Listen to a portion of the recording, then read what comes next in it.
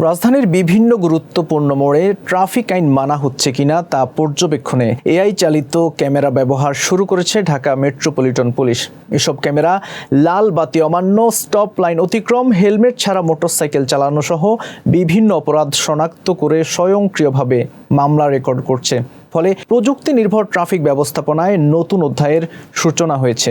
তবে এই ব্যবস্থার একটি বড় সীমাবদ্ধতা সামনে এসেছে ব্যাটারি চালিত অটোরিকশার ক্ষেত্রে। অনেক সময় এসব যানবাহন সিগন্যাল অমান্য করে উল্টো পথে চলে বা নিয়ম ভেঙে যাত্রী ওঠানামা করলেও তাদের বিরুদ্ধে কোনো ব্যবস্থা নেওয়া যাচ্ছে না, কারণ অধিকাংশ অটোরিকশায় বৈধ নম্বর প্লেট নেই। ফলে এআই ক্যামেরা তাদের শনাক্ত করতে ব্যর্থ হচ্ছে।